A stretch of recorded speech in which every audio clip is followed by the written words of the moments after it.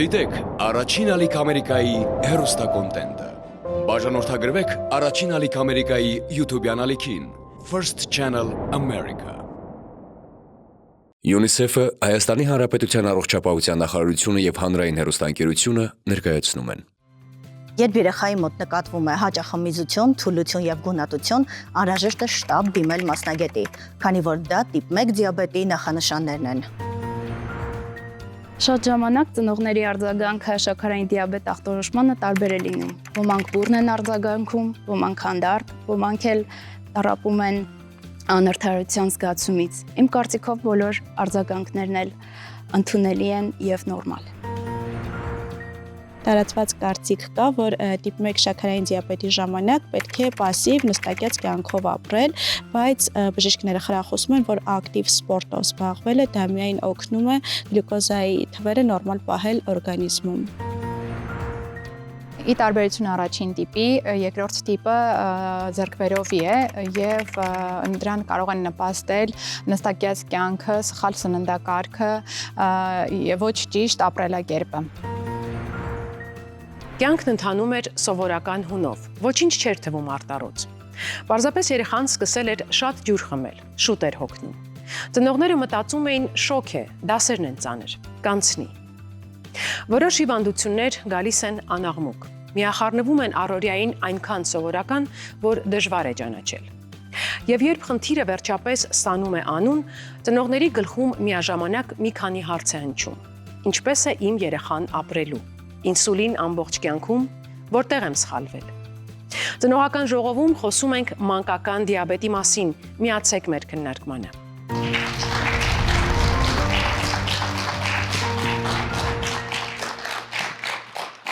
Բարև ձեզ հարգելի մայրիկներ,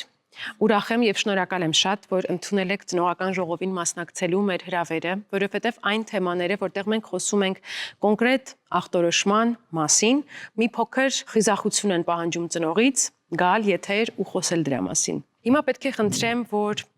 գնանք այն ժամանակահատվածը ձեր ու ձեր երեխայի կյանքի, երբ հասկացաք, որ գործ ունենք ոչ թե սովորական թուլության, վատ ինքնազգացողության հետ,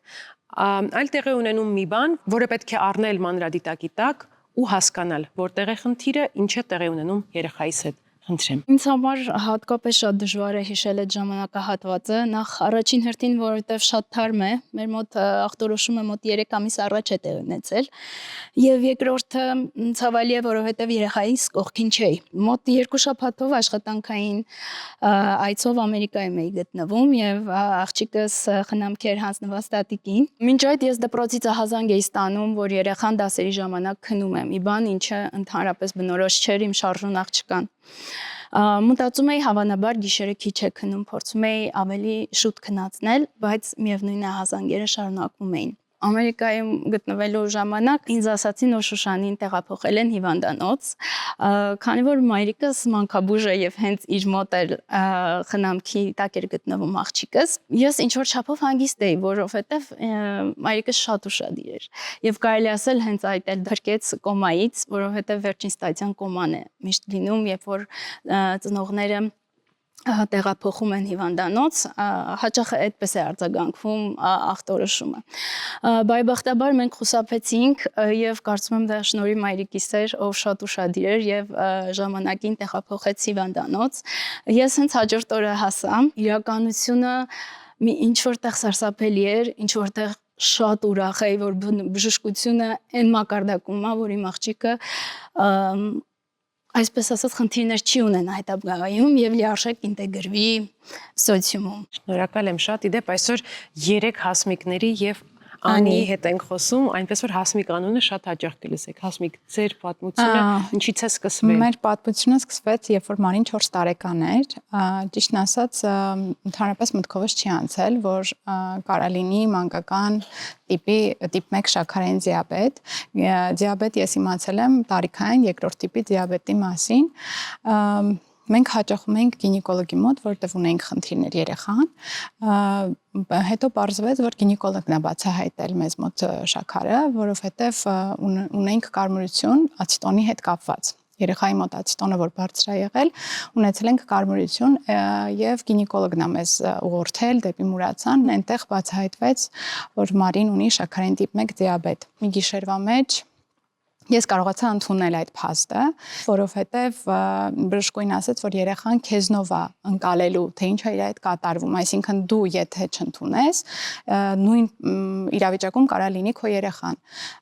որոշի դու ընդունում ես, թե չես ընդունում։ Ոնց որ սառը ջուր էր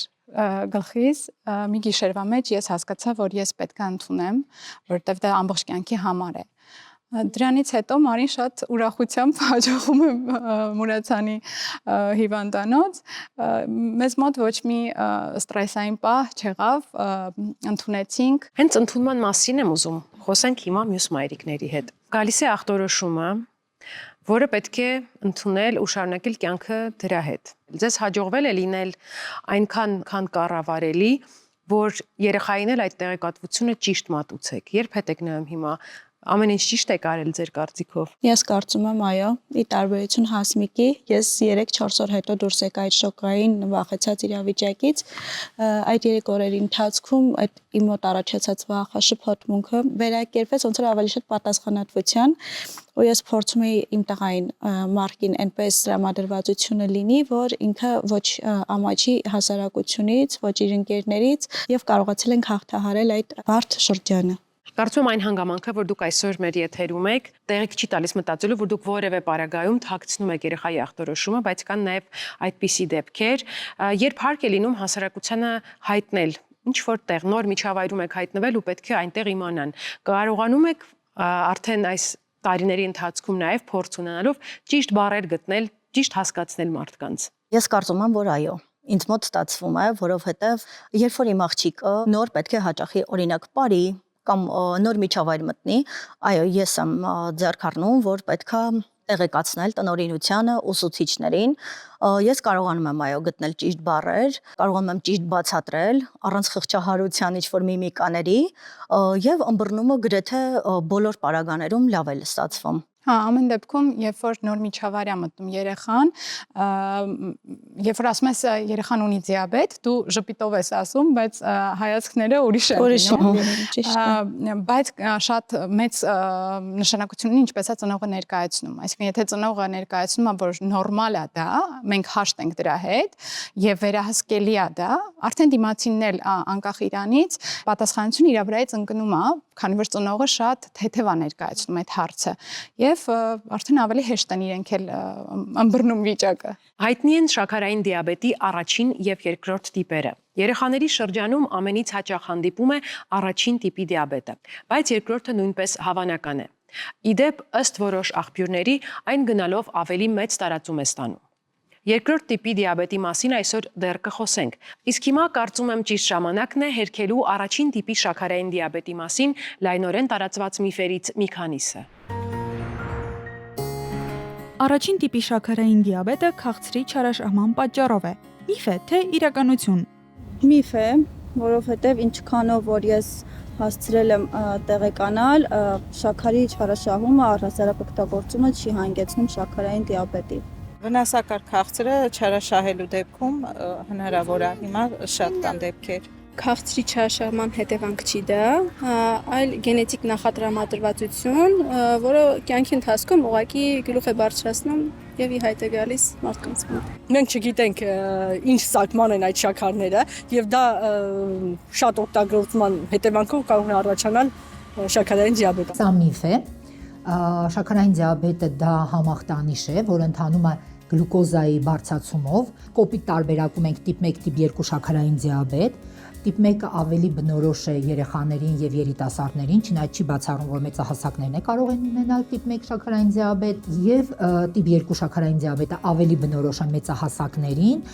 որոնք ունեն օրինակ ճարպակալում, բայց դա չի բացառում տիպ 2 շաքարային դիաբետը երեխաների մոտ, որոնք ունեն նույնպես ճարպակալում։ Քաղցրի չարաշահումը ընդհանրապես կապ չունի տիպ 1 շաքարային դիաբետի առաջացման հետ։ Տիպ 1 շաքարային դիաբետը դա աուտոիմուն հիվանդություն է, դա կարելի ասել սխալ ծրագիր է, որ երեխան ունի, որը առաջացնում է հակամարմիններ, որոնք վնասում են երեխայի ինսուլին արտադրող բետա բջիջները։ Առաջին տիպի շաքարային դիաբետն առաջանում է ծնողների բաց թողումների պատճառով։ Միֆ է թե իրականություն։ Միֆ է, որովհետև դա չի առաջանում ինչ որ մի խնդրի պատճառով, կարծում դա լինում է, եթե չեմ սխալվում, դա գենետիկորեն է փոխանցվում։ Իրականություն է, քանի որ ամեն ինչ ծնողների ձեռքերում է։ Միֆ, դրանք բոլորը միֆեր են, որովհետև բոլոր դիաբետ տեսակները հիմնականում գենետիկ խնդիրներ են։ Կարող է պատահի երեխան գնի, այդ հարվածից վախենա, իր մոտը նա չհասկանալով վախենա եւ իր մոտը շաքար առաջանա։ Կարծում եմ, որ իրականություն է, քանի որ հենց ծնողներն իրենք են առաջարկում քաղցրը։ Սա միֆ է, ծնողների բաց թողումների հետևանքով չի առաջանում տիպ 1 շաքարային դիաբետը, քանի որ սա աուտոիմուն process է եւ այդ հակամարմինները, որը ծրագրավորված են արդեն երեխայի մոտ, ինչի մի երեխայի մոտ կան, մյուսի մոտ չկան, ոչ մեկ հստակ չի կարող բացատրել, բայց այդ աուտոիմուն process-ը միանում է ու վնասում է ինսուլին արտադրող բետա բջիջները։ Առաջին տիպի շաքարային դիաբետը ժամանակավոր է։ Միֆ է թե իրականություն։ Միֆ է, այն ամբողջ կյանքի ընթացքում մնում է մարդու հետ, սակայն կարելի է վերահսկել։ Իրականություն է, կարելի է ընթացքում բուժել։ Միֆ է, որովհետև դա հիվանդություն է, որը քրոնիկ բնույթ է կրում եւ մինչեւ կյանքի վերջ մարդիկ ուղղակի հարմարվում եւ ապրում են դրա հետ։ Ժամանակավոր է, քանի որ ժամանակակից տեխնոլոգիաները մենք ունենք այնպիսի դեղամիջոցներ, որ պարբերաբար օգտագործելով կանխում է շաքարային դիաբետը։ Սա միֆ է, տիպ 1 շաքարային դիաբետը ժամանակավոր չէ, սա քրոնիկ հիվանդություն է, ընթանում է ինսուլինը թերապիայով, այսինքն անհրաժեշտ է ստանալ փոխարինող ինսուլինը թերապիա, ինչի է քրոնիկական վիճակ, որովհետև բժշկությունը ունի հնարավորություն ներկա պահին վերականգնել այդ աուտոիմուն process-ով վնասված բետա բջիջների ինսուլին արտադրող եւ քանի որ ինքը հնարավոր է ճիշտ վերահսկել, պատշաճ լիարժեք հսկողության դեպքում երեխան կարող է ապրել լիարժեք կյանքով։ Ըստ վիճակագրական տարբեր աղբյուրների 2024 թվականի դրությամբ մոտավորապես 589 միլիոն մարդ ամբողջ աշխարհում ունի շաքարային դիաբետ, որից մոտավորապես 1 միլիոն 800 հազարը երեխաներ են եւ մինչեւ 20 տարեկան երիտասարդներ առաջին տիպի դիաբետով։ Ինչ տեղ է զբաղեցնում այս պատկերում Հայաստանը։ Ծնողական ժողովին է միացել Հայաստանի Հանրապետության առողջապահության նախարարի խորհրդատու, Երևանի պետական բժշկական համալսարանի էնդոկրինոլոգիայի ամբիոնի վարիչ, էնդոկրինոլոգ Ելենա Աղաջանովան։ Բարև ձեզ։ Բարև ձեզ։ Ասելով, թե ինչ տեղ է զբաղեցնում Հայաստանը այս պատկերում, ես նկատի ունեմ դինամիկայի միտումները։ Արդյոք այս թվերը աճում են, նվազում են, թե կայուն են։ Ամբողջ աշխարհում այդ թվերը ցավոք աճում են, եւ տիպ 2-ի, եւ տիպ 1-ի, տիպ 2-ը ավելի արագ է իհարկե աճը տալիս, բայց նաեւ Հայաստանում մոտակա վերջի ավելի շուտ տարիների ընթացքում մենք տեսնում ենք բավականին մեծ աճ, մոտավորապես 9.5-10%-ով ամեն տարի քանակը տիպ 1 դիաբետով երեխեքի ավելանում է եւ դա էլ համընկնում է միջազգային տվյալներով մինչեւ 4 տարեկան, այսինքն ամենափոքր տարիքային խմբի երեխաների շրջանում դիաբետի ախտորոշումը տիպ 1։ Երբ ախտորոշումը հաստատվում է, բժիշկը գործ է ունենում ընտանիքի հետ։ Ձեր ուշադրության կենտրոնում անշուշտ երեխան է, բայց աշխատանք տարվում է ծնողների, մեծահասակների հետ նաև։ Ձեր դիտարկումներով ինչպիսին են լինում հիմնականում արձագանքները եւ ինչպես կարող է օգնել բժիշկը իր բուժառուի ընտանիքին։ Շատ ծանր պահ է, երբ որ բժիշկը ախտորոշում է տիպ 1 դիաբետ։ Անպայման աշխատանքը տարվում է եւ ծնողների հետ, որովհետեւ ծնողը շատ անգամ ավելի ծանր է տանում, շատ բան է կախված ծնողից, շատ բան է կախված մայրիկից, որովհետև երեխան միշտ նայում է մայրիկի աչքերին եւ մենք միշտ ասում ենք, որ մաման չպետք է երեխայի մոտ իրեն մոցաները ցույց տա, չպետք է լացի, որովհետև երեխան միանգամից արձագանքում է եւ այդ էմոցիաները վերցնում է եւ իր ադապտացիան էլ կլինի դրա հետ կապված ավելի դժվար։ Ամեն ինչը կախված է նաեւ ընտանիքի կրթական մակարդակից, որովհետև մոտեցումը բժշկի եւ տված ինֆորմացիան եւ գիտելիքը նույնն է։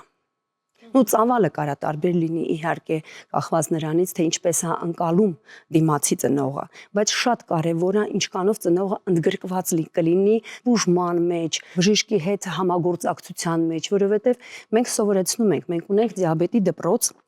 եւ բոլոր երեխաները, ծնողները, այլ ընտանիքի անդամները, օրինակ հրախուսում ենք, որ տանը ապրող տատիկները գան, նաև մասնակցեն, ով զբաղվի երեխայի հետ, կրթում ենք, մենք տալիս ենք ինֆորմացիան, ոնց է ապրելու երեխան այդ դիաբետի հետ։ Բժիշկը ամենահոգատար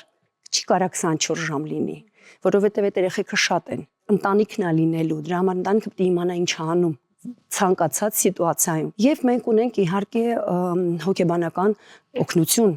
եւ երեխաների հետ են աշխատում եւ ծնողների հետ են աշխատում, որովհետեւ մենք հասկանում ենք ավելի շատ, քան դեռ հասկանում է ծնողը, թե ինչ է սպասվում, կյանքը փոխվելու է եւ մոտեցումը, ինչպես մենք ենք աշխատում,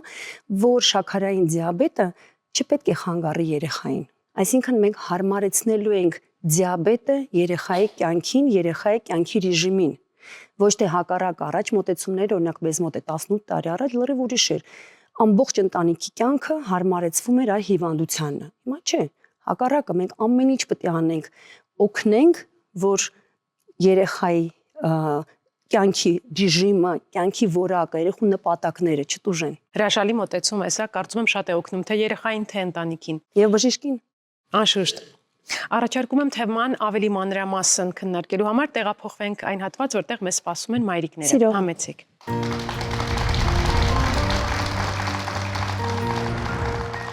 Սիրելի ծնողներ, մենք շարունակում ենք խոսել մանկական դիաբետի մասին, խաղ ենք խաղալու։ Դուք տեսնում եք սեղանին դրված են վահանակներ, խնդրում եմ վերցրեք դրանք։ Վահանակների վրա կտեսնեք այո եւ ոչ գրությունները։ Ես կընթերցեմ հարցը, դուք կպատասխանեք վահանակի միջոցով եւ բժիշկը կմեկնաբանի։ Եթե պատրաստ եք, սկսենք։ Արդյոք պետք է անհանգստանալ առաջին տիպի շաքարային դիաբետի մասին, եթե երեխան շատ ջուր է խմում, շատ է միզում, կորցնում է քաշը։ Միանշանակ է պատասխանը։ Երազանց։ Դրանք ամենակարևոր ախտանիշներն են, երբ որ ծնողը նկատում է, ծնողը դա կարա լինի դաստիարակը մանկապարտեզում, դա կարա լինի դասատուն դպրոցում, հա երեխան հաճախ գնում է պետքարան կամ ջրի շշով է ման գալիս երեխան, որ առաջ այդպես չէր անում, հոգնում է, ուշանում է, որտեվ դժվար է քնից զարթնել եւ այդ նիհարելը, պարտադիր նիհարելը, գիշերամիզությունը, ծնողը երբ որ տեսավ երեխան գիշերը սկսել է միզել։ Դրանք այն ախտանիշներն են, որոնք պարտադիր պետք է տանեն բժշկի։ Անպայման։ Մենք ունենում ենք դեպքեր, երբ որ անգամ բժիշկը չի ճիշտ կողմնորոշվում։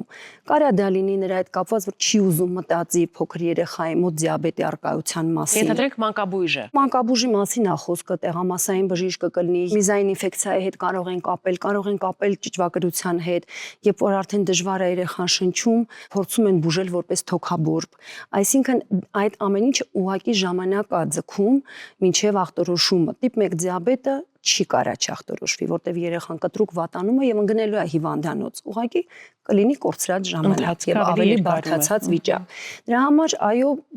շատ լավ հարց է, սա շատ կարեւոր է, որ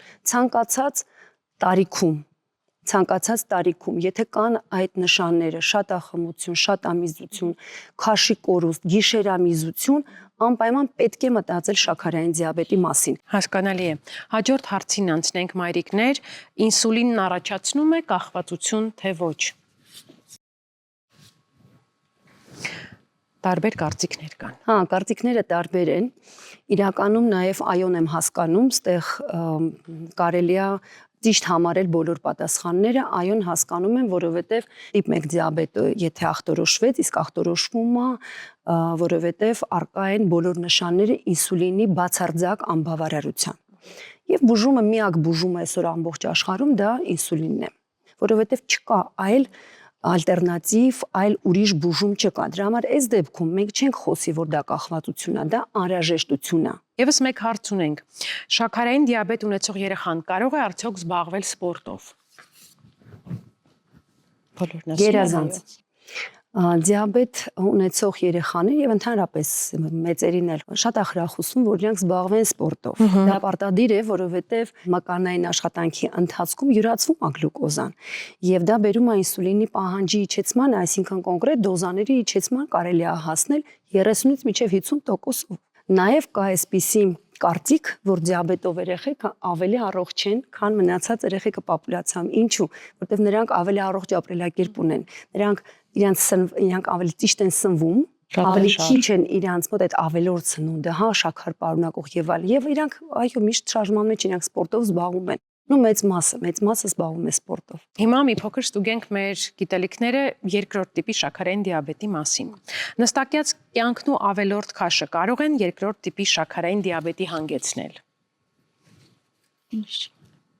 Այո, շատ Ինչու եւ ինչպես բարձված ծնողներ մեզ մոտ։ Հիմնականում տիպ 2 դիաբետը իհարկե մեծահասակների մոտ է լինում եւ հիմնական այդպես նպաստող գործոնները լինում են ճարպակալումը, ինչքան ավելի բարձր է ճարպակալման աստիճանը, այդքան ավելի հավանականությունը, որ կլինի դիաբետ, ավելի շատ է։ Մոտ 80% դիաբետ, տիպ 2 դիաբետ ունեցողներ ունեն ավելի քաշ կամ ճարպակալում։ Մենք գիտենք, որ առաջին տիպը շաքարային դիաբետի ամբողջ կյանքի համար է։ Ինչ վերաբերում է երկրորդ տիպին, արդյոք հնարավոր է վերահսկել, բուժել եւ մոռանալ։ Չի բուժվում, եթե դիաբետը զարգացավ, ապա արդեն բայց սկզբնական շրջաններում, երբ որ նոր է սկսվել եւ ինչքան շուտ ախտորոշվեց, այդքան ավելի շանսերը շատ են, որ այո, կարելի է հետ զարգացնել։ Բայց դա իհարկե պահանջելու է ապրելակերպի փոփոխություն, այսինքն բոլոր այն գործոնները, որոնք բերել են դիաբետի, նրանք պետք է վերացնենք։ Զբաղվել սպորտով, սնունդը կարգավորել եւ այլն, նաեւ շատ կարեւոր է ստրեսերից խուսափել, եթե դա հնարավոր է։ Հիմա ախտորոշումը գնում է նրան ամբողջ աշխարհում գաղափար, այսինքն որ շատ շուտ ախտորոշեն տիպ 2 դիաբետը, նախադիաբետի ստադիայի վրա, այսինքն դեռ կլինիկական նշանները չկան, բայց արդեն սկսվել է ինսուլինի արտադրության խանգարումները եւ դա բերում է պարբերաբար գլյուկոզայի թվերի բարձրացմանը կամ տատանումներ կան, չի հասնում դիաբետի թվերի, բայց արդեն նորմայից բարձր է, օրինակ 6, 6.5, բարձր է թե ոչ։ Առաջ ասում էին դե ոչինչ, դիաբետ չի, բայց չէ, դա արդեն նախադիաբետի թվեր, այսինքն արդեն խանգարումը կա։ Եվ եթե ախտորոշվեց այդ этаպում եւ այդ բոլոր միջոցառումները առողջ ապրելակերպ, եթե անհրաժեշտ է դեղորայք, դա կատարվում է, այո, կարելի է կանգնեցնել եւ անգամ մի քայլ հետ գնալ։ Կուզեմ անդրադառնանք նաեւ պետության կողմից իրականացվող այն ծրագրերին եւ աջակցության այն ձևերին, որոնք հատկացվում են երեխաներին ու նրանց ընտանիքներին։ Հիմա մեր երեխաները ստանում են լավագույն ինսուլինները։ Այն նույն տեսակներն են, որոնք ստանում են եւ եվրոպական երկրների երեխաները կամ Ամերիկայում եւ այլն։ Մենք դրա հետ ոչ մի խնդիր չունենք։ Ապահովում են նաեւ տեստ երիզներով գլյուկոզան մատից արյունով չափելու համար, բայց միևնույնն է տեխնոլոգիաները գնում են առաջ եւ մենք վաղուց երազում ենք նրա մասին, որ մեր երեխաները ունենան գլյուկոզայի շարունակական հսկողության սարքերը, որոնք տալիս են հնարավորություն իմանալ ամեն րոպե գլյուկոզայի մակարդակը արյան մեջ առանց մատ ծակելու։ Եվ այս տարվանից դա էլ իրականացավ եւ երեխաները հիմա արդեն բոլորը ունեն այդ սարքերից, կապը նաեւ բժշկի հետ կարող լինել, որտեղ բժիշկն էլ կարող է ստանալ այդ ինֆորմացիան իր հեռախոսի վրա եւ սարքը չափում է գլյուկոզան հյուսվածքներում րոպեն 1 եւ հետո նաեւ տալիս է ինֆորմացիան գրաֆիկի ձևով եւ թվային տեսքով եւ գրաֆիկների ձևով, ինչը շատ հարմար է լինում եւ հետեւել եւ հասկանալ ինչից բարձրացավ, ինչից իջավ եւ ինչ պետք է անել այս դեպքում տնողը արդեն կողմնորոշվում է։ Այստեղ մայրիկներ կուզեմ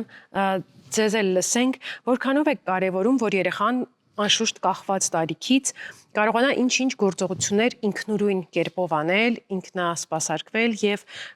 իմանալ ինչ է պետք իրեն տվյալ պահին եւ եթե տարիքը թույլ է տալիս կարողանա ինքնուրույն գործել, խնդրեմ։ Դա խիստ անհրաժեշտ է եւ բժիշկների հոգացության շնորհիվ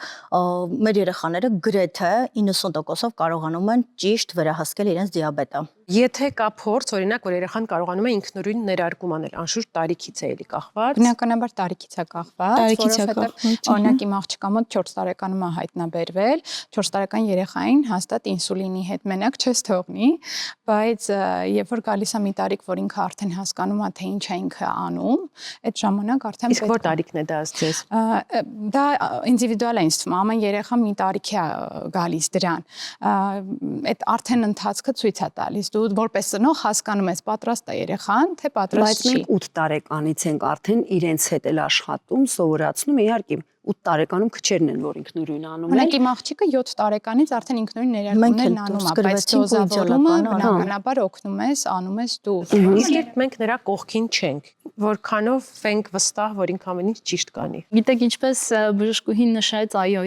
երեխան ընդհանրապես մարդը այդ հիվանդության հետ հիմնականում մենակ է մնալու ու ինքը պետք է մաքսիմալ փորձի կառավարել եւ կարգավորել դա։ Ես էլ մյուս ծնողների նման աղջկաս փորձում եմ ներգրավել այդ process-ի մեջ, օրինակ որոշակի հաշվարկների դեպքում նախ թույլ եմ տալի, որ ինքը հաշվարկները կատարի եւ դոզան որոշի, այնուհետեւ հաստատում կամ ուղղում եմ իրան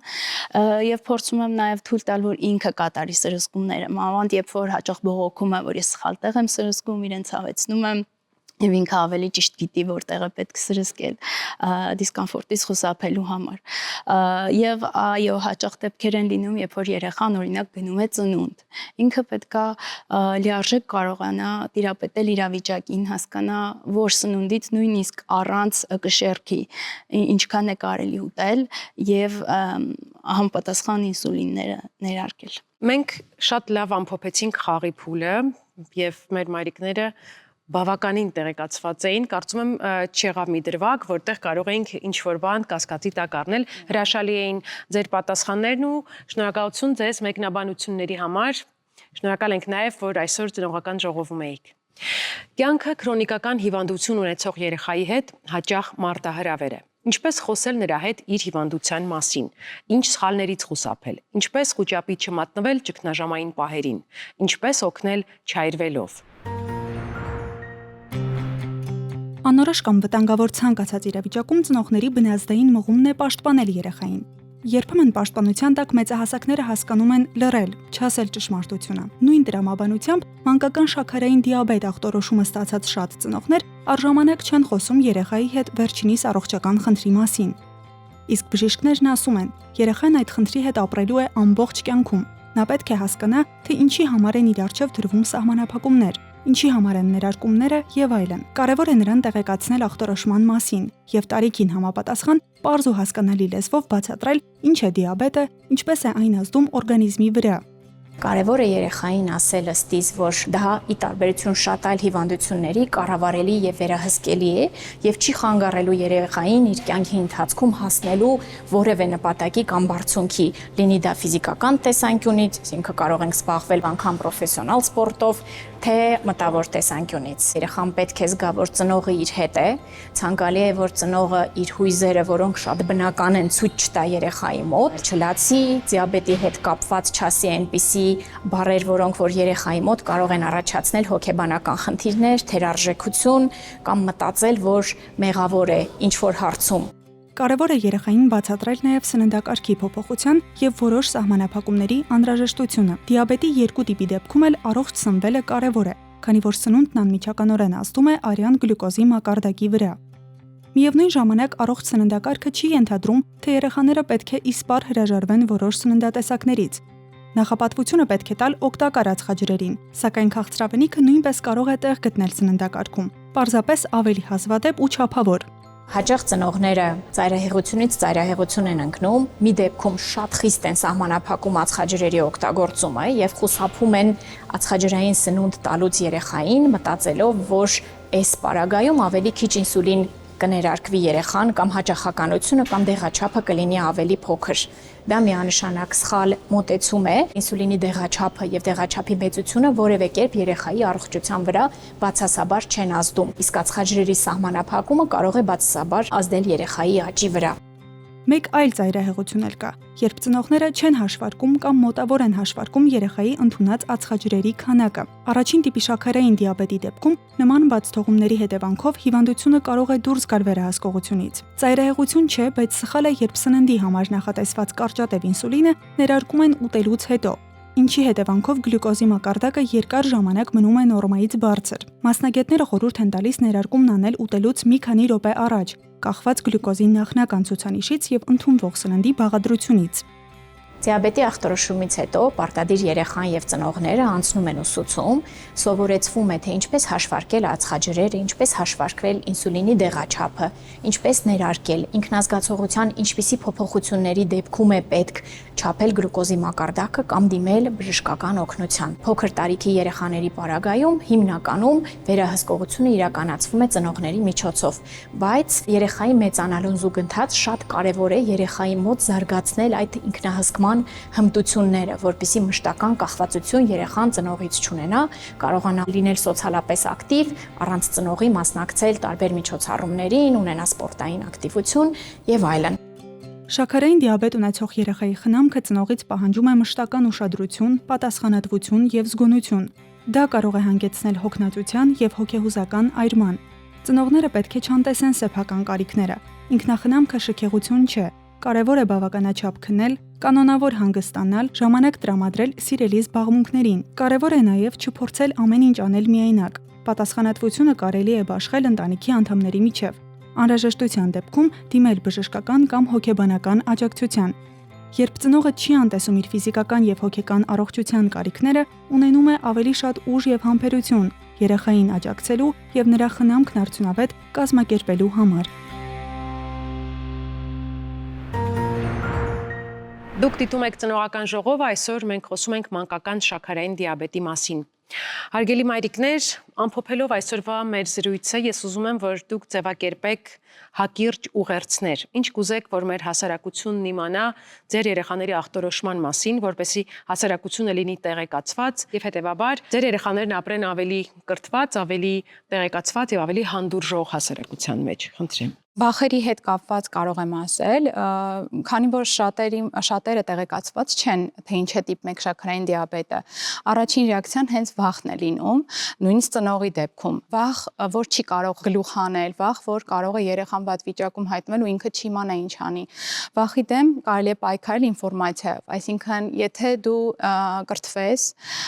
եւ ունենաս ամեն սիտուացիայի համար լուծում, կարողանաս հասկանալ, թե այդ սիտուացիայում ինչ պետք է անես, ոչ մի վախ արդեն քեզ չի խանգարում եւ դա դառնում է առօրյա։ Սկսում ես ընկերանալ դիաբետի հետ եւ քո կյանքի ընթացքում նա քեզ ուղեկցում է։ Շատ շփվելով ծնողների հետ հասկանում ես, որ ինֆորմացիայի պակաս կա եւ դրա հետևանքով ես որոշեցի վարել բլոգ Մարի եւ իմ մասնակցությամբ Մարի Արորյան եմ ցույց տալիս եւ տեղեկացնում եմ, թե ինչ է շաքարային տիպ 1 դիաբետը։ Երբ որ ունես ինֆորմացիա եւ տեղեկացված ես, թե ինչ է շաքարային տիպ 1 դիաբետը, շատ ավելի հեշտ է ապրել եւ ունենալ անհոգ առօրյա։ Անի, որն է կարևոր եզրահանգումը, որ տանում եք այսօր ձեզ հետ տուն ու կուզեք փոխանցել մեզ լսող ծնողներին նույնպես։ Կասեմ, որ կարգապահություն դա ամենակարևորն է դիաբետի մեջ։ Ես կարծում եմ, որ դա նույնպես ես հաղթահարել եմ իմ տղայի հետ, կարողանում ենք համակցված ուտելիք, ինսուլինի ներարկում, սպորտ, այդ ամեն ինչը կազմակերպել ճիշտ ձևով, որպեսզի հիպոգլիկեմիաներ եւ բարձր շաքարի թվեր չունենանք։ Եվ դա մեկ օրվա համար չի, այլ ամբողջ կյանքի։ Ամբողջ կյանքի համար, այո։ Շնորհակալ եմ, Հասմիկ։ Դիաբետը չեմ կարծում, որ կարող է սահմանափակումներ առաջացնել, եթե ընտանիքում առողջ մթնոլորտ է տիրում։ Իմ աղջիկը հաճախում է մի քանի տեղ պարապմունքների, սպորտի եւ այդ անհոգ առօրյան մենք փորձում ենք ինչ որ կերպ ներկայացնել իր բլոգում, թեկուզ միֆերի մասով, որ շատ հաճախ երբ իմանում են, որ ունի շաքարային տիպ 1 դիաբետ, առաջին հարցը՝ մամատ պապատ ունեն դիաբետ եւ երկրորդ մշտական հնչող հարցը՝ դու ինչից ես վախեցել։ Հենց դրա մասով շատ գեղեցիկ վիդեոներ է դնում իր բլոգում եւ պատկերացրեք շատ մեծ են արձագանքները։ Այսինքն կարևոր կետերից մեկն այն է, որ երեխայի առօրյան, իր կյանքի բնականon ընթացքը, իր տարիքին համապատասխանող հետաքրքրությունները չկաշկանդվեն ախտորոշումով։ Այո։ Երեխան շարունակի ապրել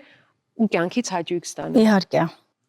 Շնորհակալ եմ, Հասմիկ։ Մեր քննարկումից ես առավել արժևորեցի երեխայի ինքնուրույնությունը, որ ինքը կարողանա իր սեփական օրգանիզմին ավելի լավ ճանաչել, սնունդները տարբերակել եւ հասկանալ, որ միջավայրում ինչպես պետք է կառավարի իր առողջությունը, ետ չմնալով հասակակիցների հետ շփումներից։ Հիմա մեր հեռուստադիտողների համար մի գաղտնիք պետք է բացեմ։ Սովորաբար հեռուստատեսային նկարահանումների ընթացքում մենք խնդրում ենք նկարահանումների մասնակիցներին եւ հյուրերին անջատել հեռախոսները, բայց շաքարային դիաբետ ունեցող երեխաների ծնողները պետք է մշտապես հասանելի լինեն, որովհետեւ արտառոց իրավիճակներում ինքը երեխան կամ նրան շրջապատող մեծահասակները պետք է անհապաղ կապ հաստատեն ծնողների հետ։ Ես անչափ ուրախ եմ, որ այսօր այստեղ ոչ մի զանգ չհնչեց։ Շնորհակալ եմ, հուզված եմ եւ մաղթում եմ, որպեսզի այս ճանապարհը ձեր երեխաների հետ հաղթահարեք հենց այսպես ժպիտով։ Իսկ մենք կհանդիպենք հաջորդ շաբաթ։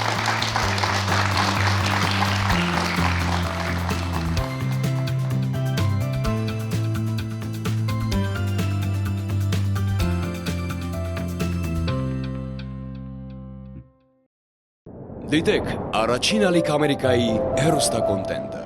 Բաժանորդագրվեք առաջին ալիք Ամերիկայի YouTube-յան ալիքին First Channel America։